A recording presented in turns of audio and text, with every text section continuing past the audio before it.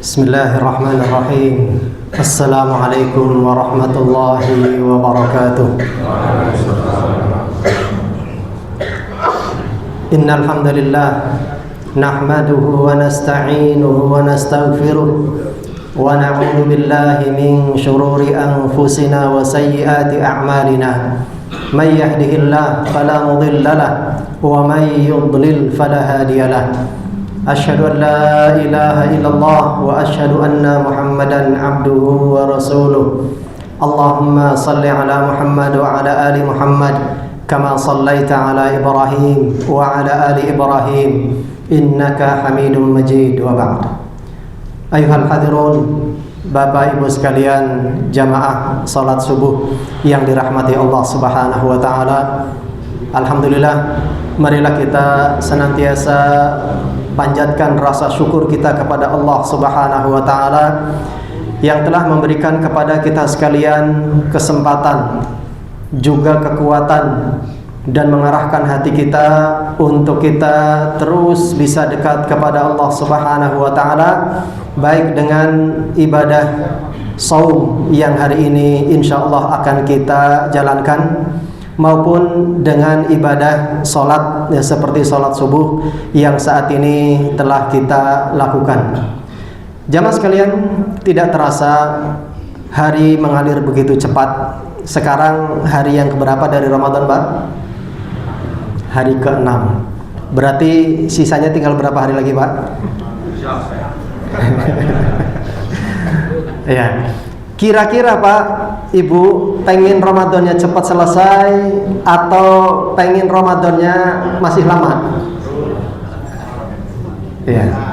Ada yang pengen cepat, ada yang pengennya terus lama. Sedengan. Ya. Baik jamaah sekalian. Jadi jamaah sekalian, kita yang merasakan betul nikmatnya berada di dalam bulan Ramadan, tentu kita ingin hari-hari kita keadaannya seperti ketika kita berada di dalam bulan Ramadan ini, merasakan berbagai macam nikmat dan barokah di bulan Ramadan ini, sebagaimana yang disampaikan oleh Rasulullah SAW ketika akan masuk ke dalam bulan Ramadan. Beliau umumkan kepada para sahabat, qad ja'akum Ramadan syahrun mubarak, kalian akan mendapati ada sebuah bulan yang disebut dengan bulan Ramadan, di mana di dalamnya penuh dengan keberkahan. Nah jemaah sekalian, kita betul-betul merasakan keberkahan di bulan Ramadan ini. Di antaranya berbagai macam ibadah yang mungkin agak berat dilakukan di luar bulan Ramadan, seperti baca Quran, sholat tarawih, sedekah, apalagi kira-kira Pak? Ya, dan lain-lain ya. Itu mudah kita lakukan di bulan Ramadan ini. Hati kita diringankan oleh Allah Subhanahu wa taala untuk melakukan berbagai macam ibadah ini. Maka inilah di antara barokah dari bulan Ramadan, hati kita diringankan oleh Allah di dalam melakukan berbagai macam ibadah. Maka kita merasakan betul nikmat ketika kita berada di dalam bulan Ramadan ini. Maka berbahagialah bagi mereka yang bisa berjumpa dengan bulan Ramadan, karena inilah bulan tarbiyah, bulan pendidikan untuk kita menghadapi berbagai macam tantangan, cobaan dan godaan di 11 bulan yang akan kita lalui di masa yang akan datang. Jamaah sekalian, ada salah seorang imam besar, Imam Izzuddin Abdissalam. Beliau menulis sebuah kitab berjudul Maqasidis Siyam, yaitu tujuan Allah Subhanahu wa taala memerintahkan kita melakukan ibadah puasa. Di sini banyak sekali nilai pendidikan yang kalau kita renungi betul-betul sangat luar biasa ibadah puasa ini di dalam mendidik manusia. Yang pertama jemaah sekalian, di antara salah satu tujuan Allah Subhanahu wa taala memerintahkan kita untuk berpuasa adalah agar kita mampu ke depannya setelah kita keluar dari bulan Ramadan ini untuk bisa membentengi diri kita. Membentengi diri kita dari apa saja kira-kira, Pak? Membentengi diri, ya. Jadi berarti di depan kita ini banyak godaan, banyak musuh, banyak mungkin hal-hal yang bisa menjerumuskan kita. Maka di saat kita sedang dalam keadaan berpuasa, Allah Subhanahu wa taala mendidik kita supaya kita mampu untuk bersabar di dalam menghadapi godaan hawa nafsu yang mungkin biasa dikenal dengan istilah syahwat. Syahwat, jamaah sekalian, kalau mungkin kita mendengar kata syahwat, ya, biasanya ini hanya tertuju kepada lawan jenis saja. Padahal yang namanya syahwat, ya, itu adalah nafsu, keinginan untuk melakukan berbagai macam hal, ya. Salah satu contohnya syahwat adalah manusia ini inginnya murtah terus. Murtah itu artinya santai terus, ya. Jadi kerja, pengennya orang itu nggak kerja tapi dapat duit. Atau kerjanya ringan tapi duitnya banyak. Gitu Pak, betul Pak? Kalau ditawari ada pekerjaan, ya, yang berat kerjaannya, gajinya juga banyak, atau kalau ada pekerjaannya sedikit, gajinya banyak, kira-kira milih mana, Pak? Kerjaan sedikit, ya. Jadi ini diantara salah satu gambaran juga nafsu manusia, inginnya murtah terus, inginnya dia santai terus, ya. Nah, kemudian diantara contoh lain, gambaran yang namanya syahwat, ya, nafsu dunia. Manusia ingin menguasai, ya, ingin menguasai apa saja. Oleh karena itulah maka Rasulullah SAW beliau juga pernah menyampaikan, seandainya manusia diberikan satu wadi, satu bukit, ya, ataupun satu lembah emas, maka manusia tidak akan puas. Mereka ingin punya dua lembah emas. Kalau dia sudah punya dua lembah emas, apakah manusia akan puas? Tidak, masih pengen seperti itu terus, ya. Jadi pengen menguasai harta yang banyak. Nah, ini juga diantara salah satu contoh yang namanya nafsu syahwat, syahwat terhadap dunia. Orang yang juga memiliki kekuasaan, memiliki pangkat, jabatan. Apa ada orang pengennya kalau jabatannya rendah ya pengen di situ terus, atau yang sudah tinggi, ya, yang sudah tinggi pun dia pengen lebih tinggi lagi. Ini gambaran jamaah sekalian hal yang disebut dengan istilah nafsu syahwat. Jadi jenisnya banyak. Nah, dengan berpuasa inilah Allah Subhanahu wa taala mengajari kita untuk kita bisa menahan dan mengelola hawa nafsu supaya kita tidak diperbudak oleh hawa nafsu. Contoh orang diperbudak dengan hawa nafsu, orang-orang yang korupsi, Pak. Ya, ada orang yang gajinya masya Allah, ya, besar. Sekali dia gajian bisa buat beli mobil, bisa buat beli rumah, ya. Ada yang gajinya sampai 1 miliar lebih. Tapi ternyata, ya, masih kurang yang seperti itu, sehingga kemudian melakukan kejahatan, ya. Artinya jemaah sekalian, itulah gambaran diantara gambaran bahwa nafsu itu ngajak manusia la ammaratun bisu.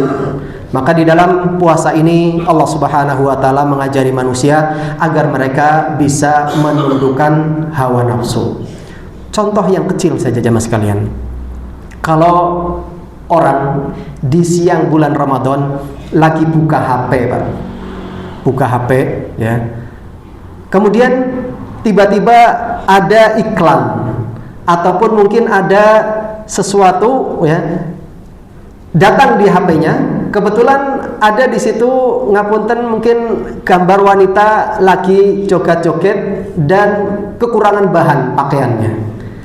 Kira-kira kalau kita di bulan Ramadan, Pak, apa yang kita lakukan, Pak? Iya, telang apa ya, Pak? Kalau di luar bulan Ramadan, Pak, bisa jadi ada orang sambil istighfar, astagfirullah, sambil mungkin di zoom itu kalau misalnya gambar diperbesar, ya, sambil istighfar. Tapi di bulan Ramadan, masya Allah, orang betul-betul sadar. Dia tahu ini bisa nanti numpuk dosa kalau terus saya pantengi. Maka kemudian langsung di skip, dilewati. Itu salah satu contoh gambaran kecil bahwa Ramadan itu betul, atau puasa itu betul-betul membentengi diri kita supaya kita tidak melakukan hal-hal yang dilarang oleh Allah Subhanahu wa taala. Ini yang pertama jamaah sekalian. Kemudian yang kedua, di dalam ibadah puasa juga kita dilatih oleh Allah Subhanahu wa taala untuk mampu mengelola manusia, mengelola dan menjaga kesehatan diri kita. Di dalam bulan Ramadan jemaah sekalian, kalau gaya puasa kita dan gaya buka kita mengikuti petunjuk Rasulullah sallallahu alaihi wasallam, insyaallah Pak, orang ketika berpuasa sehat semua. Tapi kalau kemudian kita gaya bukanya itu tidak mengikuti gaya bukanya Rasulullah sallallahu alaihi wasallam, maka kita dapati banyak orang puasa baru 3 hari atau 1 pekan itu sudah sakit. Kenapa? Karena dia ketika siang hari mampu menahan syahwatnya, syahwat perutnya, tapi begitu kemudian berbuka, masya Allah, kita dapati ada orang yang balas dendam. Ya. Minumannya saja kadang ada 4, ada 3 macam, ada air putih, ada teh, ada es apa Pak? Kumut, es kelapa muda, ada kolak. Subhanallah, itu baru airnya saja. Belum nanti makanannya. Makanan wajibnya pertama mendoan, gorengan. Sudah gorengan, makan kelingan, tadi belum makan tamer, akhirnya makan tamer, ya. Jadi baru minum, makan sedikit saja perutnya sudah kenyang. Belum lagi nanti ada yang pengennya sekaligus, ya, yang ada di meja sikat semua, ya. Nah, begitu kemudian masuk sholat maghrib, ya, ruku, sujud, kayak arep disuntak, sudah mual dia. Ya. Begitu kemudian nanti masuk sholat isya, sholat tarawih, sholatnya sambil ngantuk. Bukan hanya ngantuk Pak, tidur kadang. Ada orang sholat tarawih itu sampai kejedak, ya, ke belakang. Ya Allah, ya. Itu saking capeknya lambung itu kerja.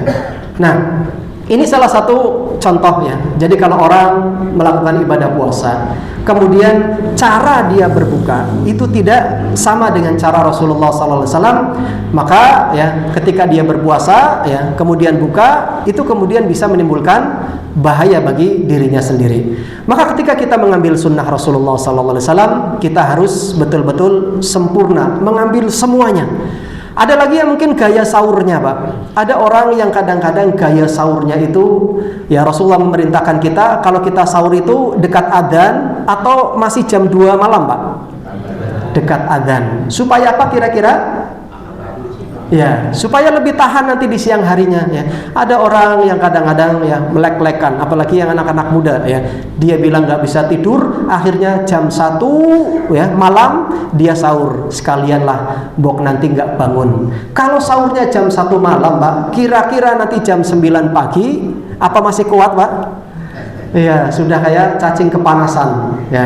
Nah, ada yang seperti itu. Maka inilah diantara salah satu gambaran. Kalau kemudian orang cara sahurnya pun tidak sesuai dengan contoh Rasulullah SAW, maka ya puasanya pun kadang akan menimbulkan bahaya bagi orang tersebut.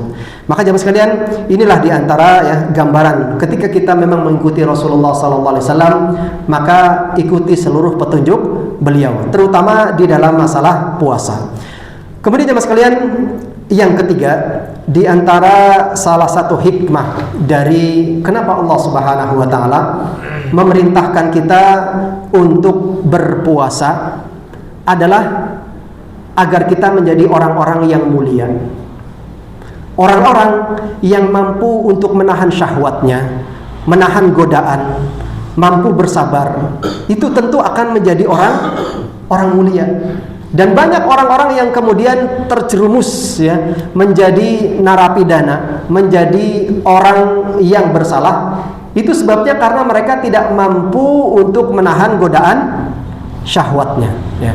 Nah, oleh karena itulah ketika kemudian puasa ini melatih ya supaya kita mampu untuk mengelola hawa nafsu kita, maka kemudian orang tersebut akan diangkat derajatnya oleh Allah Subhanahu wa taala. Maka ini merupakan juga salah satu manfaat ya dari ibadah puasa.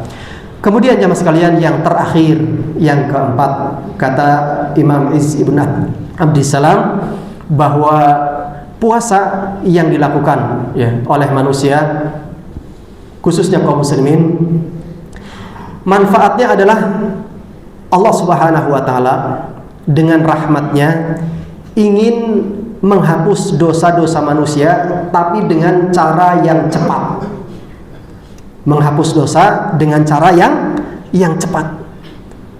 Bagaimana itu? Kita dapati di dalam salah satu hadis yang disampaikan oleh Rasulullah sallallahu alaihi wasallam, "Man shoma ramadhana imanan wa ihtisaban," apa selanjutnya, Pak?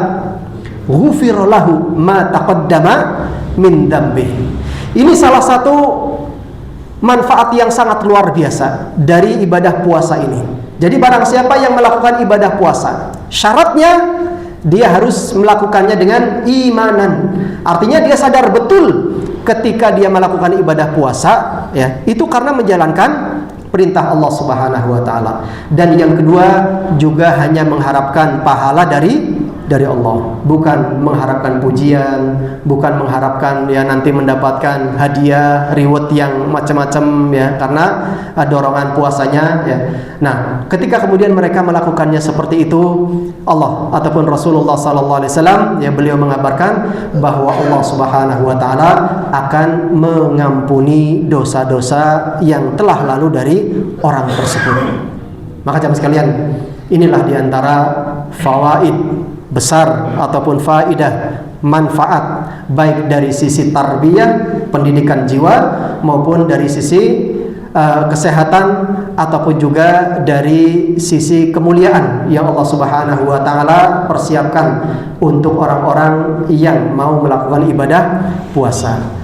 Maka marilah kita banyak berdoa kepada Allah Subhanahu wa taala. Semoga Allah Subhanahu wa taala menjadikan kita sebagai hamba yang bisa istiqomah di dalam bulan Ramadan ini untuk melakukan berbagai macam ibadah. Kemudian juga bukan hanya kita saja, mudah-mudahan Allah Subhanahu wa taala juga menjadikan keluarga kita keluarga yang bisa istiqomah di dalam menjalankan berbagai macam ibadah, sehingga kita betul-betul menjadi hamba yang bertakwa di akhir puasa kita, dan kita keluar dari bulan Ramadan menjadi hamba yang dosa-dosanya diampuni oleh Allah Subhanahu wa taala. Amin ya rabbal alamin.